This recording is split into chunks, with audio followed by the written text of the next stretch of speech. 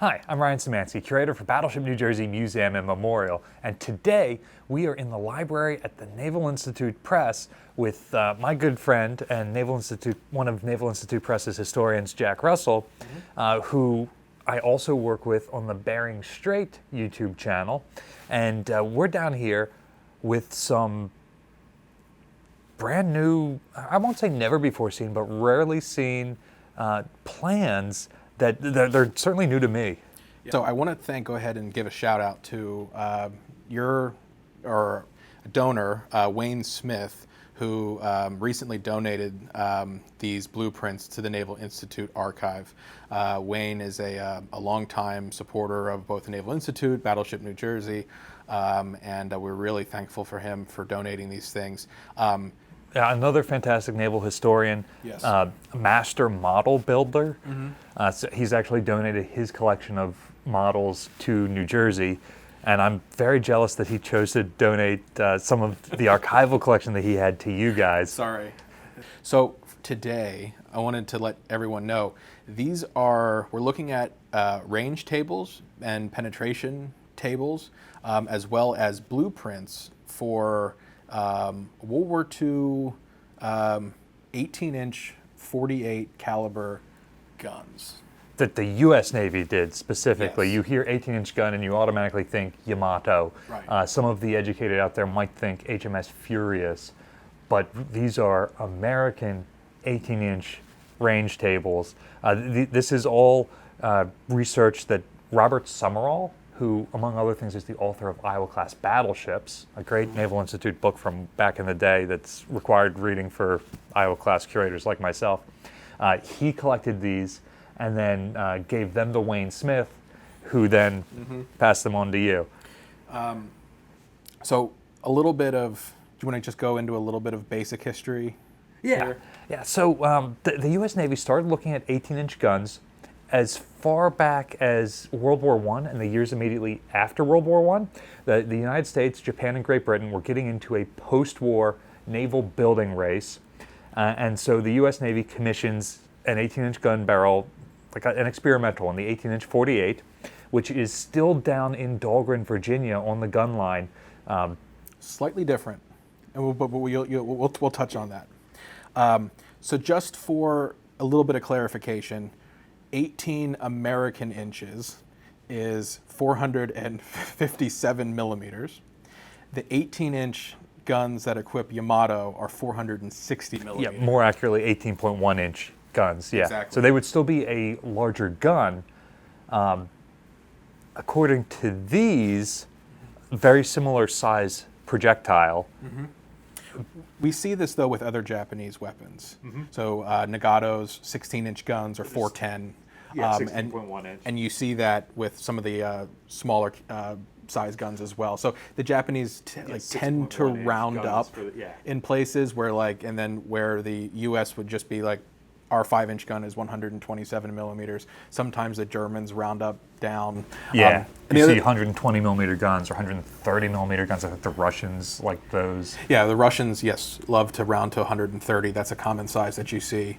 It is another thing to note that, like you said, right after World War I, you have this huge naval arms race, and pretty much every country, while, like you hit it, Great Britain, U.S., Japan, are all thinking really big. Other countries, though, are also looking forward to those other guns. The French, the Germans, we all develop gun calibers well past 16, so you'll see like 16 and a half, 17, 17 and a half, anywhere between 400 to basically 500 millimeters, which is 20 inches. And the Japanese even push past the 460 to 500 for some designs. So this is something that the various naval treaties, Washington, London, those were all meant to really crack down on this. Okay, limits gun caliber, limits tonnage, and then you hear the treaty era battleships. Yeah, and the Washington Naval Treaty being ratified in 1922 actually causes the United States to take its experimental gun, which is never going to be put on a ship, even just having it on a firing range in Dahlgren, Virginia. They decide, okay, we've signed a treaty that says we're not going to build ships with bigger than 18-inch guns, so they reline their 18-inch gun 48 caliber to become a higher caliber 16-inch gun. They removed 2 inches of the diameter to make it the 16-inch 56. Yeah, can you explain really quickly, again, the audience, the sort of how caliber works, so that when you take an 18-inch gun barrel that was designed as 18 inches, when you reline it, now it's smaller, so now the length that's where you get that 56 caliber. Yeah. Okay, so first of all, difference between battleship caliber and handgun caliber. If I pull my 1911 out of my pocket, that is a 45 caliber weapon, which means that it is 0.45 inches in diameter of the barrel, therefore in diameter of the projectile.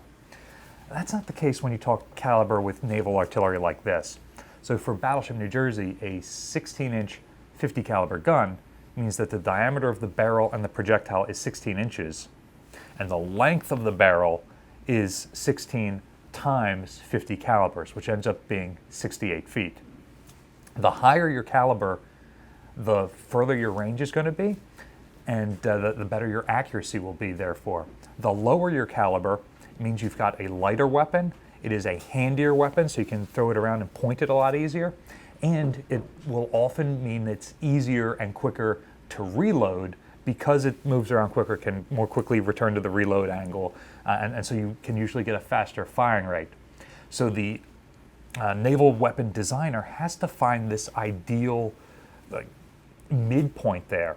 The 5-inch gun that the U.S. Navy uses is the perfect example of that. We had 5-inch 51 caliber guns, fantastic long-range weapons, very flat trajectory because they have that high caliber. We had 5-inch 25 caliber guns, very light, very easy to just throw on the upper decks of ships, and now they're great anti-aircraft weapons. But if we want a dual-purpose gun, you got to take the average of those two, and that's where the U.S. Navy comes up with the excellent 5-inch 38 caliber gun. And then you do see an evolution, though, for instance, going from 5-inch 38 to 5-inch 54, like on Montana, and some of these immediate post-World War II ships. The Navy says, okay, the 5-inch 38 just really isn't cutting it anymore. We need something with a little bit more velocity. So then you step up to more 5-inch velocity, 54. more range. And of course, during the war, we developed better training motors, better auto-loading mechanisms that can load at all angles. And so going to that higher caliber, we've now gotten rid of a lot of those negatives that led us to the 5-inch 38 in the first place. Well, now we can throw this around just as fast, load it just as fast, but it's got all this better performance. Exactly. And so you see the length of 5-inch barrels going up even to today, where it's a 61 or 63 caliber 5-inch gun on the most modern destroyers. Exactly. The other thing to note, too, of course, is the increase in, so the North Carolina and the South Dakotas having the Mark 6 1645s, and then the Iowas, of course, and then Montana's would have had the 1650s Mark 7s.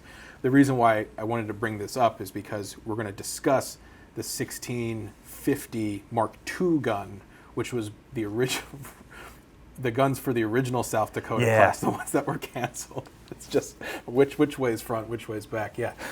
We should talk about the different calibers that are in use here, and we also need to bring up these documents all are dated 1938, so that predates construction starting on Iowa-class battleships by 2 years.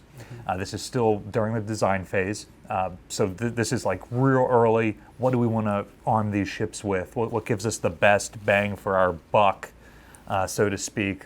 Literally, 'cause we're talking about guns here. But by 38, though, we're already moving on North Carolinas. We're already moving on South Dakotas. So we know this is for that next iteration, though. Yeah, a 16-inch 45 was a good caliber. The U.S. Navy liked it. It's essentially the same caliber that Nagato has. It's essentially the same caliber that Nelson and Rodney have. It's the same caliber that the Colorado-class battleships have. So the U.S. Navy's already been using it for 20 years. So that they... And a gun that proves extremely effective.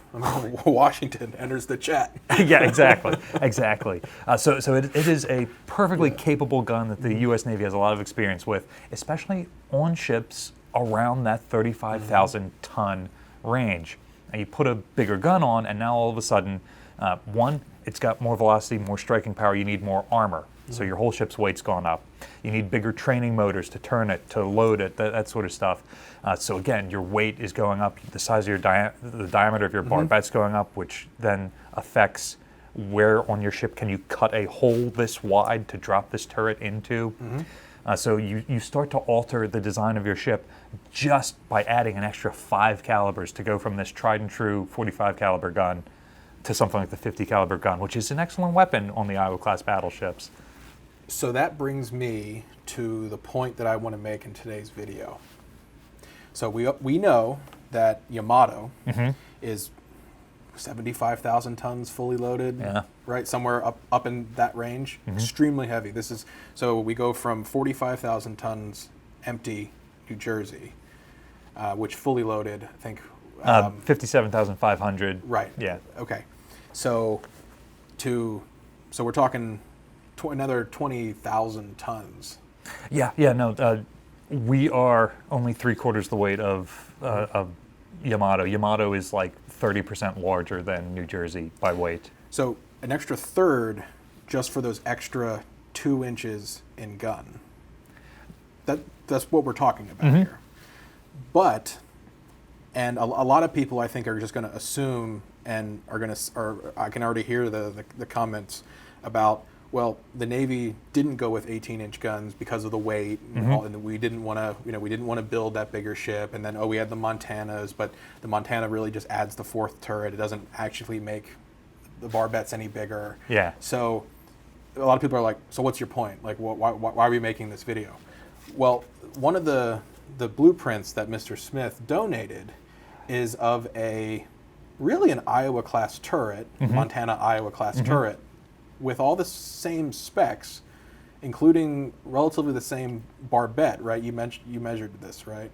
Yes, these barbette diameters for so first of all, they're looking at 16-inch 50 caliber guns, 16-inch 45 caliber guns. There's 2 types of 16-inch 50s, the older Mark IIs and what will become the Mark 7s, although on here it's still listed as just the lightweight gun. Then the 16-inch 56, which was never designed to be an actual used weapon. It's just in there as a comparison. And the 18-inch 48. So they're looking at all of these different things, the performance capabilities of actual in-use guns and potential guns. So I guess we should talk about real quick the history of that 18-inch gun. So as Ryan has already mentioned, the gun is relined to 16 inches, making it a 1656.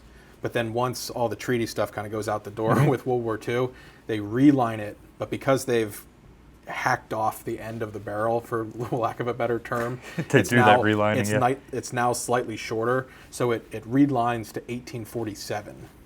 And it's this gun, which is down in Dahlgren today. So the 18-inch 47, they redesignate it Mark A. So not even because it's not a production gun. Correct. But these blueprints assume a Mark II gun. Yes. So an 18-inch 48. So we're getting back to that. They're still that original 48 calibers, Mark II gun, but built using the same lightweight sort of processes that allow you to build the Mark 7 16-inch gun. Yeah. Compared to the Mark II 16-inch 50 to the Mark 7 16-inch 50. You're able to drop a lot of weight. They're assuming the same advances in metallurgy across the 20 years from when that 18-inch 48 was made to when an actual production model would go into use, which is a safe assumption. So these blueprints, now I have seen some drawings and some various blueprints of triple 18-inch guns, almost the original sort of that original 1848 gun. Like you see that in the Tillman designs, that ridiculous fantasy, triple, quad. Yeah. Just anyway, those goofiness. But this is World War II contemporary. Like this is your Iowa turret or North Carolina, something similar. So you want to go through this? Yeah. So again, these drawings are showing the 16-inch 45 caliber gun, which presumably has already been designed, although it might not be a completed weapon yet, because already the North Carolinas and the South Dakotas are getting that kind of gun. It shows it with a diameter that was of the barbette of 40 feet. It's now showing every larger caliber, a 16-inch 50, a 16-inch 56, an 18-inch 48, as being about 43, 44 feet diameter barbette. but it's showing them all fitting in the exact same size barbette, which I'm not sure could have been the case, but if we take these drawings on face value, it does imply that an 18-inch 48 triple turret can fit into the same size barbette as a 16-inch 50 triple turret. So then that's the whole. So that's my whole point for this video.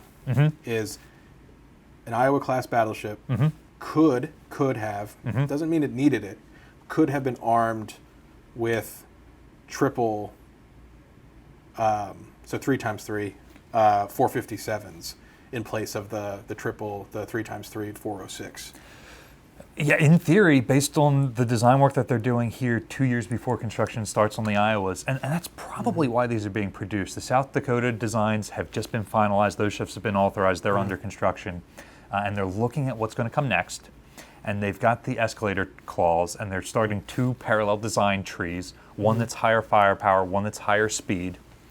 And they're looking at, well, with the escalator clause gives us 10,000 tons. We're also looking ahead to what is going to be built after that next class. And so this is helping them plan that. These are the capabilities of all of these weapon systems, so it's going to help us design the armor to defeat these capabilities, and it's going to show us, well, how much weight do we have to save in this design process for a gun turret of this size versus that size versus... We've already seen a U.S. fast battleship be upgunned. So that's what we're talking about here. So if you think, okay, the Iowas are supposed to have 16-inch guns, and now we're going to 18s. But North Carolina was originally designed with 14-inch guns, and then because of the escalator, now North Carolina comes out with triple 3x3 16-inch guns. You've seen the quad, barreled 14 designs.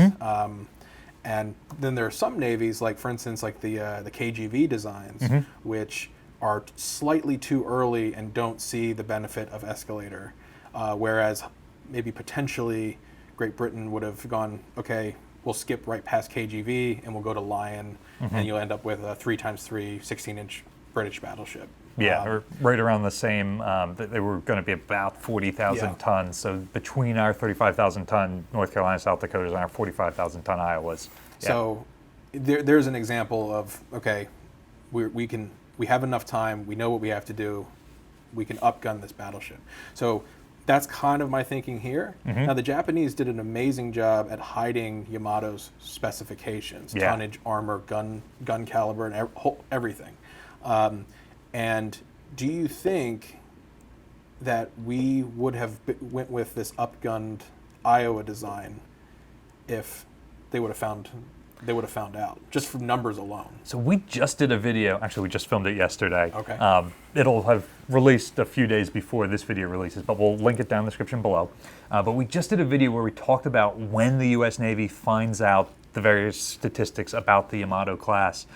And it's really 1945 before they are sure that these are greater than 50,000 ton vessels and greater than 16-inch guns. There are some hints as early as 1943, but it's incredible. Yamato's been in commission since 1941, and we just have that little information. But yeah, in a world where James Bond is the naval attaché in Tokyo, and he manages to find this out as the ships are under construction, I think you do see the United States, because the Iowas are very much still limited by the escalator clause in their design and construction, which is 45,000 tons, 16-inch weapons. So they're evaluating the capabilities of these, but they really don't intend to put them on. But they find out that the Japanese have that badly violated it. Does this reinforce, and I'm gonna bring something up that I like to bring up in our podcast. Okay, keep in mind I referenced having a 1911 earlier. Okay. Does this reinforce the idea that the Iowa could be a battle cruiser? You know, if she is armed with an 18-inch gun and still only the 12-inch belt armor, there's a very strong argument to be made there, because that is very significantly a gun caliber her armor cannot stop. And I know that Iowa's not a battle cruiser, so please spare the comments. But I mean, when you talk about the two trees, Yeah, Iowa and Montana, yeah. and then A fast and a following a well-armed. more traditional sort of definition of battle cruiser, where the one fast maybe doesn't get the armor and doesn't get the extra guns, whereas then the slow version gets the extra armor and the extra guns. Anyway, I understand that Iowa is not a battle cruiser. Please spare me. Put the 1911 away. Put it down. So you're going to go through some of the specs here? Because there's probably people already freaking out about how much these things weigh. Yeah. But there's some pretty interesting projections here, and I think that's what makes these blueprints actually feasible. Whereas I think a lot of people just understand that the Navy didn't go with the 18-inch guns because they were too heavy, but they didn't offer the performance per weight. Yeah. But in this instance, though, it actually might be maybe worth it. What do you think? Yeah, so the first thing we have to keep in mind is 1938 is prior to the development of the super heavy shell. So at this time, a 16-inch projectile still weighs 2,200 pounds, which is what the Iowa class is armored against. However, by the time that they're constructed, we've developed a 2,700-pound 16-inch projectile, which is hitting with that much more force because of the additional weight, and it now renders the Iowa class armor significantly less capable. Now, nobody else had that, so a comparable Japanese or British 16-inch projectile is still in that 2,000 to 2,200 pound range. But this is also showing an 18-inch gun that does not have a super heavy shell. So this shows an American 18-inch gun with very similar performance to Yamato's. The shell weight is almost identical. A few pounds. Yeah, it's within a few pounds of what Yamato's actual guns are. Remember, Yamato has 18.1 45 caliber guns, so this one's developing a little bit more velocity, in theory, because of that longer barrel. But otherwise, the performance is very, very similar. By 1940, 1941, as the super heavy shells are out there, you could easily see these increasing in weight by 500 or 600 pounds for a super heavy 18-inch shell, and that completely changes the game performance-wise. And so you bring that up because the specs, the specs that we have here, both in the range and penetration tables as well as the blueprints, assume that pre-super heavy AP shell. Whereas, like you said, based on some of the other sources, the 18-inch 48 Mark II that would have actually been installed into these turrets, it would have been designed for that super heavy 18-inch AP shell. Yeah, which has some drawbacks, and we'll probably get to that later on. But yeah, it's interesting that they've got the weight of one round of ammunition using aluminum tanks. So for a 16-inch gun during this period, the weight of ammunition would be 2,200 pounds for one projectile, and then 6 110-pound bags of powder, and then 2 20-pound aluminum canisters to hold that powder. So for a single projectile, that's 22 plus 660, so that's 2860 plus 220 pounds, so that's 2,900 pounds. So here we're looking at 4,180 pounds for an 18-inch projectile. So that is a heavier aluminum canister, that is heavier and more bags of powder, and the heavier projectile. And the reason they have to do a weight of a single shot is because you don't know at this stage, when you're just designing the gun, how many shots the ship is going to carry. Correct. So when you actually decide, all right, we're building a ship, it's got to be 45,000 tons, Iowa class we've got the weight for 130 shots per barrel, or 1,200 total shots on the ship. So these, probably with that extra weight, you arm an Iowa class with this. 2/3, would you say? Yeah, you might have 80 or 90 projectiles per barrel, which is very low. But we also need to, this number is the non-super heavy number. And based on some of the, like I said, the other sources, the super heavy, the the techniques that would have gone to building an 18-inch 48 Mark II gun. So lighter gun, but we're probably increasing the wear. The actual shots that the gun could actually fire before needing to be relined actually would probably prevent you from carrying that much ammunition anyway. Something like half of the shots of a 16-inch 50 Mark VII.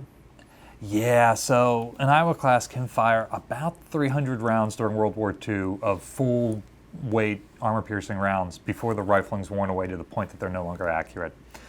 The barrel is eroding because of the heat of the explosion, it's eroding because of the gas released by the explosion, and it's eroded because of the mechanical force of a projectile driving down the barrel. Because the shell really does pick up into those grooves. Yeah, and the grooves cut into the rifling on the shell. So yeah, they are wearing each other down during this very fast, very violent action of projecting that shell. So with a heavier shell, with more propellant behind it, you've got more heat, more pressure, more force, more gas. Like every single category is eroding this barrel to a significantly higher degree. Exactly. So the extra weight, the extra pressure, and on a barrel that, because of these blueprints, these guns are not any physically larger. We talked about the. I don't think we haven't actually talked about this yet, but the spacing between the barrels. Yeah, this is really interesting. These notional guns are showing 11 feet of spacing between the barrels, and that's pretty good. That's spot on with you, or what's yours? Don't remember our barrel spacing off the top of my head, but we got to find a copy of Summerall. But it shows the 16-inch 50. The notional 16-inch 50 in here Correct. has that exact same Correct. spacing. So Yeah. I do not know if 11 on the dot. because these plans from 1938 may Mark not II. be accurate Correct. to the plans that are actually carried out. But at this point, they're looking at a 16-inch 50 as being. See, they list the 16-inch 57 or the light gun in 1938 as 10 foot 5 inches. 10 foot 5 inches. What's the 16-inch 45 on the next page say? This has 9 foot 9 inches. Yeah, 9.9. Interesting. So again, this one is probably accurate to what's actually on a South Dakota class battleship, since these had already been designed. Yeah, these are being built. Yeah. So it's interesting that they're showing a slight grow to the lightweight 16-inch barrel, or a slightly greater spacing. But not by a lot. We're not talking 6 inches. We're not talking full foot. Yeah. It's a few inches. Yeah. So the barrel spacing is important for two critical factors. One is the elevation mechanisms to keep these as 3-gun turrets, where the barrels are all able to elevate and fire independently, as opposed to if they're all on the same motor, you can put them much closer together with one motor on the end. You see that with some treaty-era heavy cruisers. Yeah, even the Battleship Arizona, all the guns are on one common Right. elevating mechanism, whereas the Iowa class, all the American fast battleships have individually elevating guns. Like the Italian heavy cruisers. Yeah.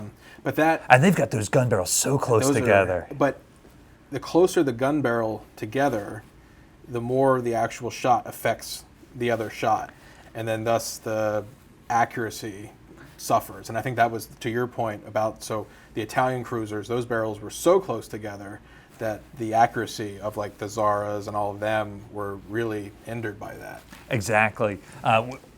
Whereas these guns, 11 feet between the barrels, that means that as the shells leave the barrel at the same time, the force of those two explosions are less likely to push the two apart. It's one of the things that gives Bismarck such fantastic accuracy. The barrel spacing. Her 16-inch, or excuse me, her 15, excuse me, his 15-inch gun barrels are the hammerhead sharks of gun barrels. Those barrels are so far apart that the projectiles are acting on each other to a very small degree. That does mean that you're making a wider barbette, and therefore you're armoring a larger space, which is adding more Germans weight. I mean, World War II contemporary battleship is still using 4 twin turrets as opposed to, you know what I mean? So Yeah. the Germans are already have accepted the weight penalty and are just willing to go, okay, we're going to roll with it. Exactly. They're not worried about meeting treaty obligations the way the U.S. Navy is still thinking about, which is interesting because by looking at an 18-inch gun in the first place, they're already throwing treaty obligations out the window. Well, I mean, by 1938, it's pretty clear that things are The are Japanese heating up. have withdrawn in 1936. The Germans are never even signatories of it. The Italians are signatories, but they've been playing kind of fast and loose, and everybody knows it, but nobody's going to step in and say anything. So based on the extra weight, which we're talking the turret rotation weight, I think we said something like 2,500 tons versus 2,300 tons. What did? Yeah. We this is just over 2,400 tons. The triple 18. For the triple 18, whereas an Iowa class gun barrel is 2,200 ton, not gun barrel, the entire triple turret is 2,200 tons. So you're looking at an extra 200 to 300 tons for one of these. But that's not terrible No. for the increase from 16 to 18 inches. No, especially when you consider that includes the weight of all the projectiles. So these are heavier projectiles in there. It does not include the extra weight for the propellant. So you're going to add a couple hundred extra tons to the rest of the ship structure by changing over to the propellant. But yeah, at the end of the day, you could probably make an Iowa class battleship with 18-inch guns for about 47,000 tons standard instead of 45,000. So does that really dispel? So obviously Iowa's armor belt doesn't hold up against, Yeah. because we'll look at that in just a second. But given, I think that the point that we've already made about how it doesn't already hold up against the super heavy already, Yeah. I think that whole point goes out the window. I think that doesn't really matter. So I understand the U.S. not building a Yamato contemporary like 75,000 ton battleship for 2 extra inches. But what really looks appealing there is for a couple extra 1,000 tons going from 16 to 18 inches. Now again, you do take a penalty in terms of the number of rounds you can carry and the periods that, obviously you're going to need to do more barrel relines. But considering U.S. battleships don't fire that many shells in their careers anyway, how many more reline jobs do you really, The Iowa class, despite serving through 4 or 5 different wars, only ever relined their barrels a single time in the mid-1950s. So it might, the liner penalty of the 18 might, It might be worth accepting. it might not even, now of course, hindsight is 20/20, Yeah. but, and as you're a member of BUORD typing up this evaluation in 1938 with war on the horizon, you're thinking, you can't predict the rise of the carrier. Oh, you yeah. can't predict the fall of the battleship. And then so suddenly having to reline these guns every 100 or so shells seems to be a logistics nightmare.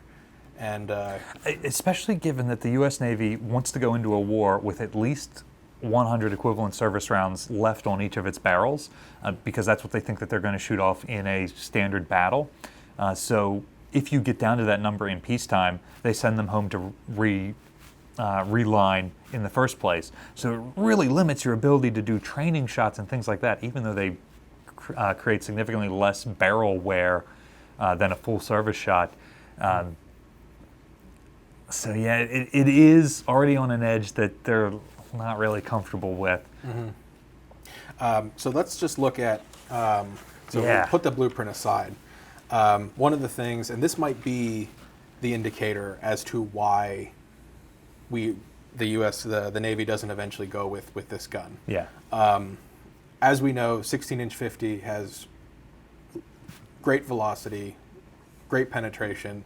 It does the job, what it needs to do, 16 inches. The weight is good. And so we really then have to justify the performance of the gun, the 18-inch 48 over the 1650 to say, okay, we're willing to take this on. And I just don't think it's here. We have the 16, just so that we're, Ryan, if you wanted to just... Yeah, so we've got 16-inch 45 and 16-inch 50 Mark II. So these are guns that are already in operation. And then we've got 16-inch 56 and 18-inch 48. These are guns that we've built a test model of, but they're not widely made. So this side of the chart is more notional. This side is like, we've got good statistics for this. And I should point out the 16-inch 50 Mark II, the 16-inch 50 Mark VII, same performance. The barrel might weigh less for the Mark VII, but it's the same performance. Yeah, the actual gun is the material, like I said, the weight, installing it in those turrets, that's the difference, really. But there is a tremendous amount going on this chart. It took me a while to wrap my head around it.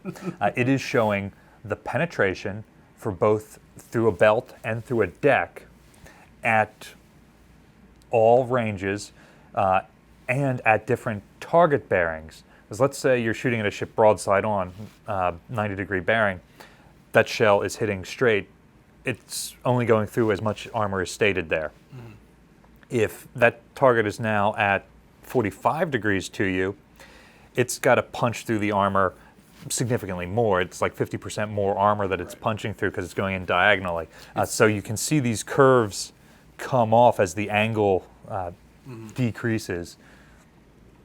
It's why tanks at the end of World War II all have sloped armor. Exactly. And even the armor belts of battleships begin to slope in. Yeah.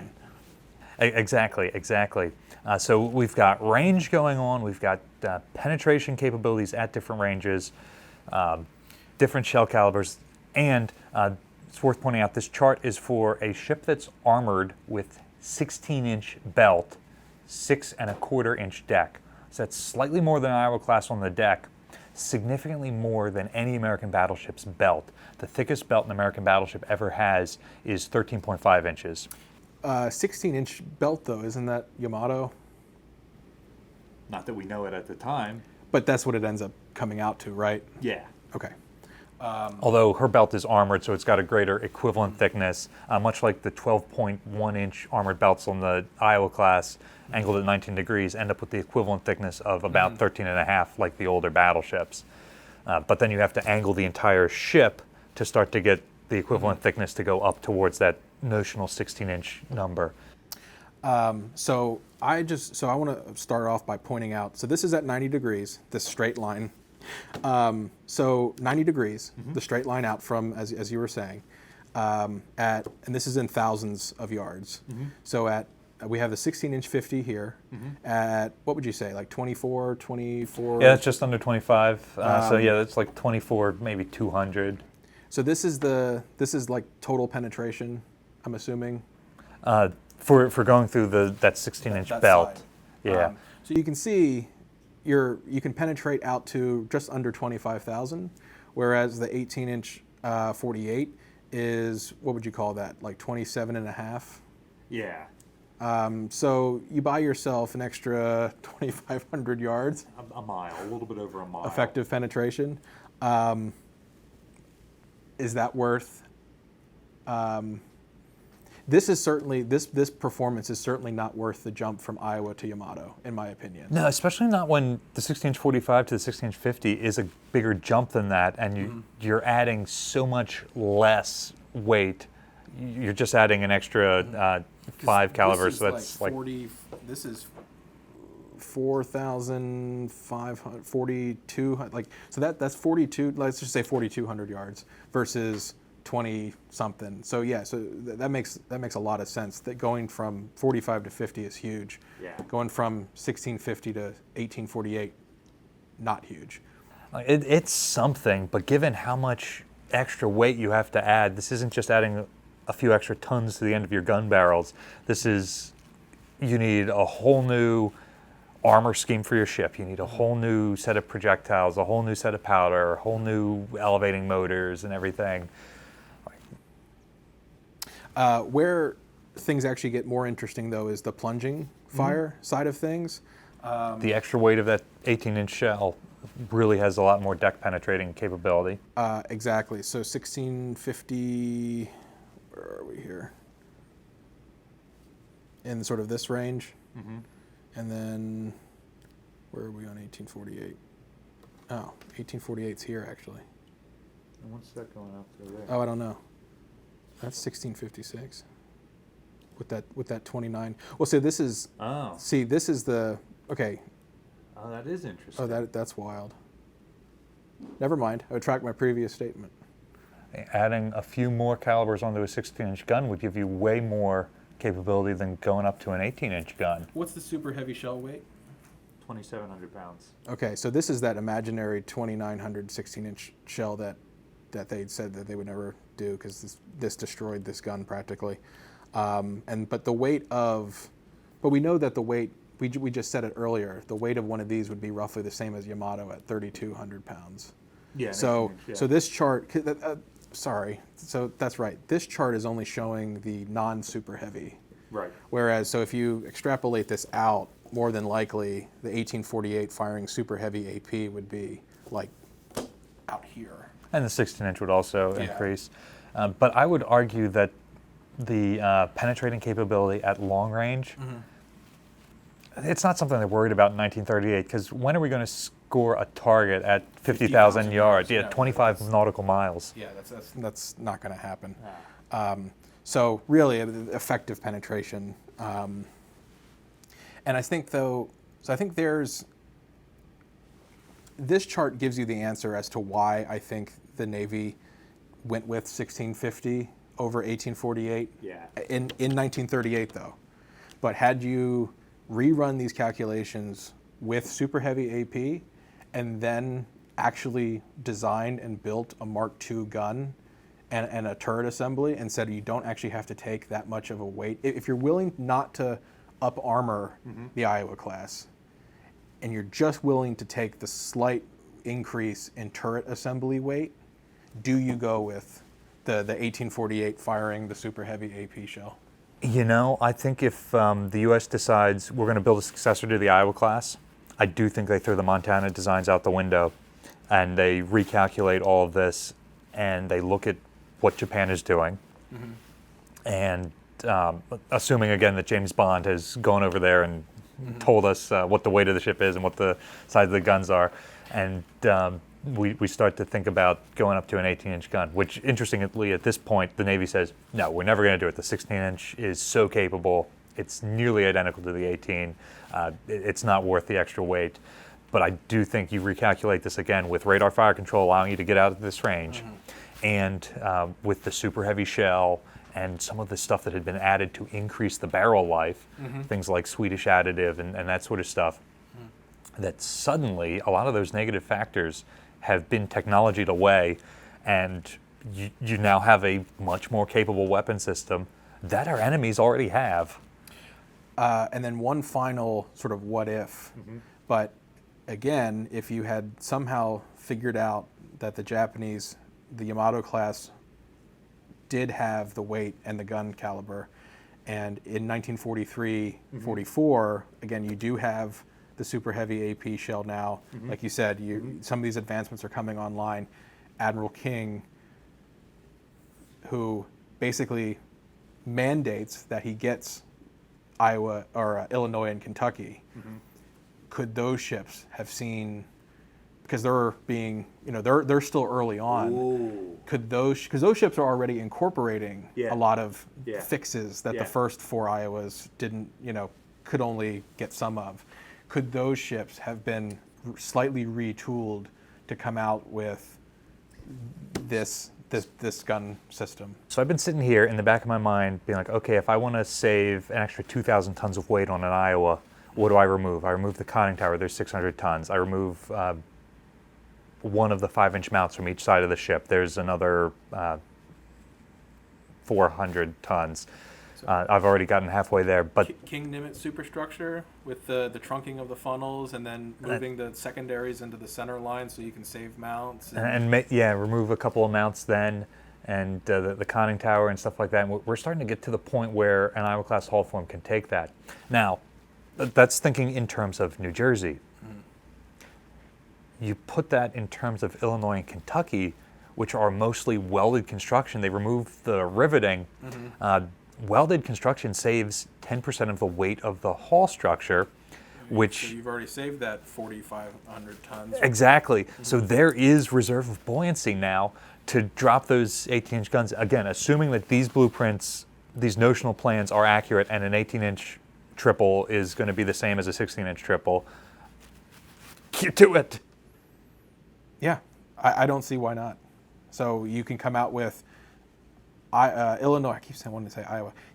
Illinois and Kentucky then come out as triple 18-inch, 1848 ships. Obviously, the superstructure is a lot different. Secondary batteries different. Yeah. Effectively, different ships. Hull form is relatively the same, obviously. But yeah, that could be. Yeah, you've got an Illinois interesting. class right now, but still with the same high speed, still with the same internal volume, the power generation capability, like all of these things that made the Iowa class ships so survivable, not in combat, but in terms of like still being around 40, 50 years after they were originally built. Yeah, I think we just designed a better Iowa. I mean, based on these blueprints and the advancements made during the war and the super heavy AP shell, I don't see why that couldn't have been a thing. Now, obviously, you know, the war ends abruptly in September of '45, and Illinois and Kentucky are binned, even though King was so adamant about getting them into the fight. And we're also doing an Alaska scenario where we have just developed this fantastic new gun system that's going to be on 2 ships, and like now we've got to keep all this stuff in the inventory for just these 2 ships. And that's a fantastic point. But I think that more reinforces the idea is that we have a Navy that's willing to build a brand new gun system for a large cruiser, whereas battleships are prestige pieces. Yeah. You know, maybe the government's more willing to spend the money on an 18-inch gun that it knows is going to stick around for the next 50 years versus a bunch of large cruisers, which we have our own opinions on. Yeah, that 18-inch gun has way more utility than that 12-inch gun, because obviously post-war the Navy decided this has no utility. We've got Iowas with 16-inch guns we can bring back, even though they're more expensive in terms of manpower, in terms of operating cost. But you know, if But then on the flip side, heavy cruisers like Des Moines and Salem, which have smaller caliber guns, but can also large more utility because they're cheaper. But yeah, if you've got a ship that has the exact same operating cost, manpower requirements, everything as an Iowa, this new Illinois class that we've just created is functionally the same ship except for the guns. I don't see why not. I want that ship with the better guns. Exactly. What admiral wouldn't want that? Well, especially in the post-World War II environment where you know the Japanese had built the 18-inch Yamatos, and you're like, oh, again, just reinforcing this idea of the battleship as this PR prestige piece. Yeah, and if the Japanese have done it now, the U.S. has done it, we have to assume that any peer competitor that builds a battleship in the future is going to do the same thing. Okay. Well, there we go. So I think we solved it. I think you can produce a U.S. 18-inch equipped battleship without necessarily building a Montana, or basically building a ship of 75,000 tons, you know, something comparable to Yamato in weight. That ship is going to be very battlecruiser-like in that her armor will be greater than any other non-battleship afloat, but not able to stop her own guns, basically at any range, under any conditions. We're talking HMS incomparable glass cannon status here. Yeah, but those were classified as large, light cruisers. How does that make sense? We've got more armor than those ships for sure. But yes, we've in the post-war world, though, that's more than enough for missiles. That's you're already not having enough for torpedoes and things like that. So you know, why spend that extra weight and all those extra resources? I think it is a viable design in late World War II or immediate post-war. I think it would be really cool. And these documents that are able to give us, show us that the Navy was thinking about this, and showing what was possible are really, really cool to have. And we're lucky that Summerall saved them. We're lucky that Wayne Smith donated them. Obviously, you know, there's plenty of fantasy drawings online. You know, people are really good at creating these out of their head. But to see dated drawings like this, which really you stop and think, like, this could have easily been a thing. Oh yeah, yeah, very, very easily. And you know, we know that they were thinking about this. but that they were thinking about this to the point that they did all this design work is a little bit surprising, honestly. So we hear that they just like the 16-inch so much, and they decided they were going to roll with that. I think that's one of the reasons why I think the Navy does so well, is that it stuck to what it knew and was able to produce it in the numbers required.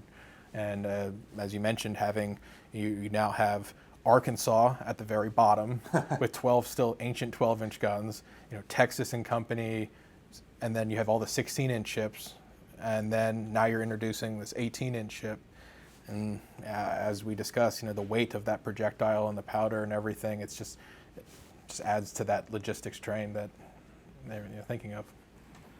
So let us know some of your statistics for what an 18-inch armed battleship would be. What's the smallest practical size that you could go down to? Can you make an 18-inch armed battleship small enough to actually be reasonable to build without putting your entire national industry behind it like the Japanese did? Let us know in the comment section down below. Do you think the U.S. Navy made the right choice staying with the 16-inch gun? Or would you rather see an 18-inch armed Iowa, or should we say Illinois class like we just described? And if you want to come out and join us on Saturday, October 11th, that's going to be when there are several Navy ships in Philadelphia for Fleet Week and the celebration of the 250th anniversary of the founding of the Navy and Marine Corps, which happened right there in Philadelphia. We're going to be running a special Build a Battleship program where we're going to give you weights and costs for a number of weapon systems, including the 18-inch gun, including our 16-inch guns, and you can design your own battleship with us. This program is designed for kids, but that doesn't mean that you as an adult can't come and beat all those kids. There's a link to that down in the description below as well if you'd like to buy tickets for that. There's also a link in the description below to the Bearing Straight YouTube channel where Jack and I have conversations like this all the time. So if you'd like to see us do more conversational style topics like this, go over there and check us out at Bearing Straight. Battleship New Jersey receives operating support from the New Jersey Department of State, also from a number of other businesses and private individuals like yourselves. We really appreciate your support. There's a link in the description below if you'd like to donate. You can also support us by liking, sharing, and subscribing so more people find out about the museum and our channel. Thanks for watching.